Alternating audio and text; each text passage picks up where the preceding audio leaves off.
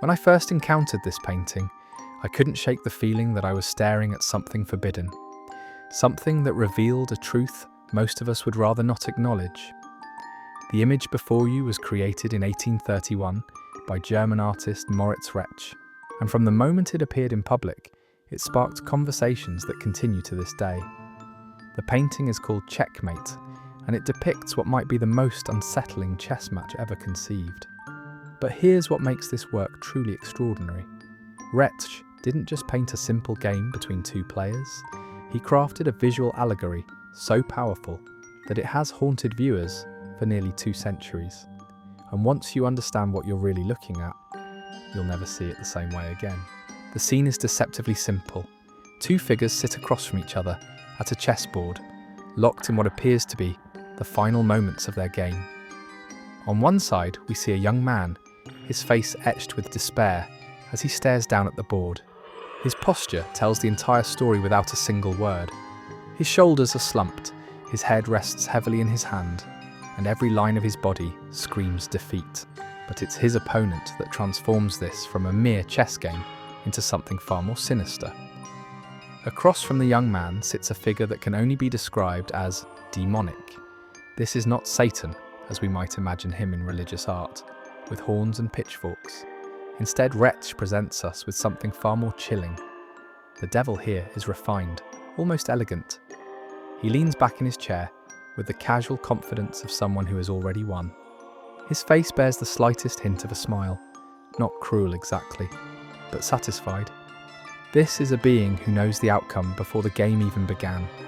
The chessboard itself becomes the battlefield where souls are wagered. Every piece on that board represents something precious, something irreplaceable. And according to the positioning Retzsch has carefully arranged, the young man has already lost everything that matters. Now you might be wondering why a German artist in 1831 would choose to paint such a dark allegory. To understand that, we need to step into Retzsch's world. This was an era of profound change and uncertainty.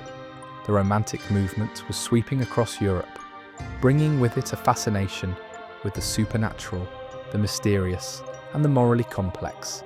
Artists were no longer content to paint pretty landscapes or flattering portraits of nobility. They wanted to explore the darker corners of human experience.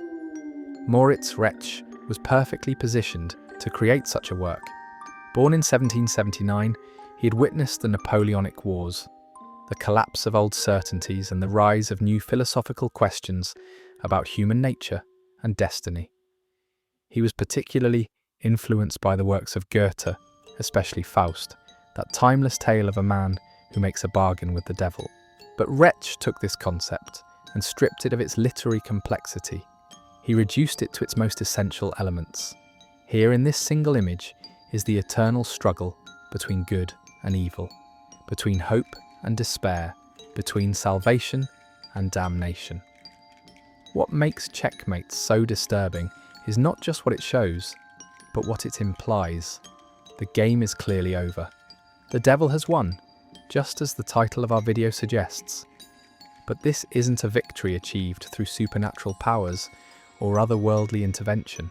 This is a win achieved through superior strategy, patience, and perhaps most unsettling of all, through the young man's own choices.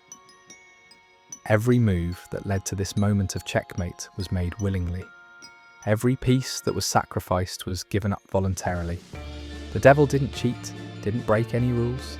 He simply played the game better than his opponent ever could. And therein lies the true genius of Retzsch's vision. He understood that the most terrifying evil isn't the kind that forces itself upon us. It's the kind that presents itself as a choice, as an opportunity, as a game we think we can win. The painting suggests something far more troubling than supernatural intervention in human affairs. It suggests that when we face our greatest moral challenges, when we're tempted to compromise our values for immediate gain, we're not battling against some external force of evil. We're sitting across from a master strategist who has been playing this game far longer than we have. The chess pieces themselves tell their own story of gradual surrender. Look closely at the board, and you'll notice how methodically the young man's position has been dismantled. His king stands isolated, surrounded by the devil's forces, with nowhere left to retreat.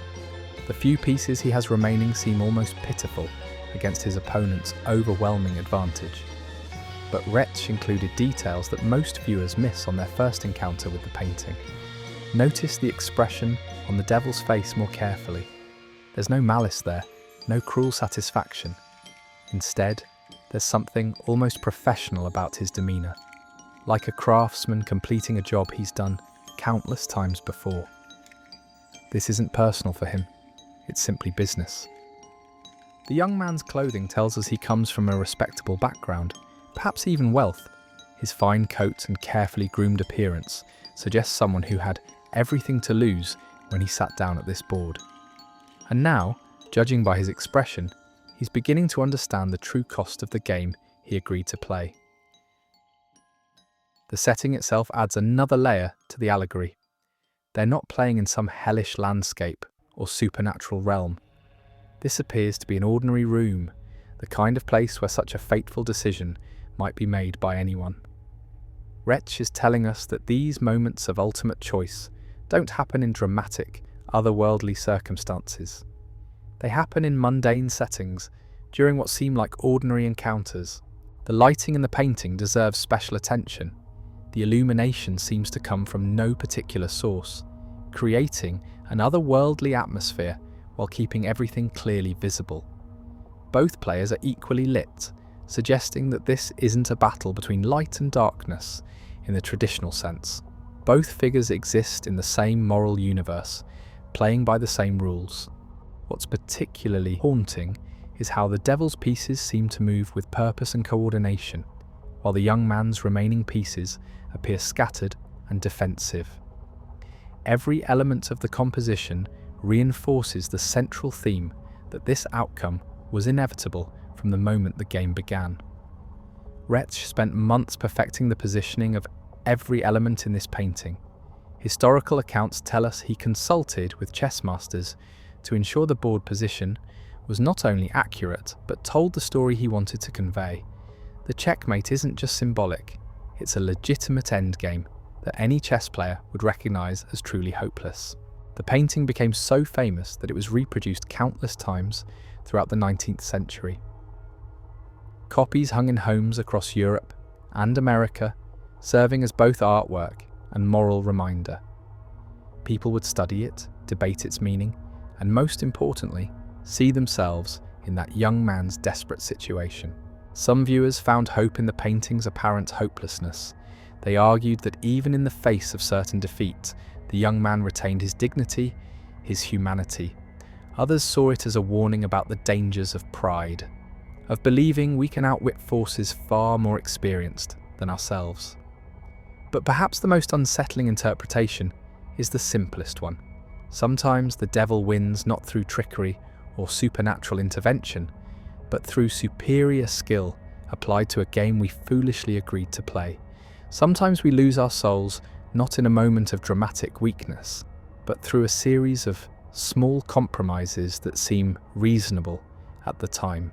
The genius of Checkmate lies in how it transforms a simple board game into a meditation on human nature itself. Every viewer becomes that young man, remembering moments when they sat across from temptation and had to decide which piece to move next. Looking at Moritz Retzsch's Checkmate today, nearly 2 centuries after he first unveiled it, the painting feels more relevant than ever. In our world of constant choices and endless temptations, we're all sitting across from that same board, making moves we think are clever, while something far more experienced watches and waits. The true power of this masterpiece isn't in its technical brilliance or historical significance, it's in the mirror it holds up to each of us. Every time we compromise a principle for convenience, every time we take a shortcut we know we shouldn't, every time we convince ourselves that this one exception won't matter, we're moving another piece closer to that inevitable checkmate. Retzsch understood something profound about human nature that we're still grappling with today. The devil doesn't need to cheat to win.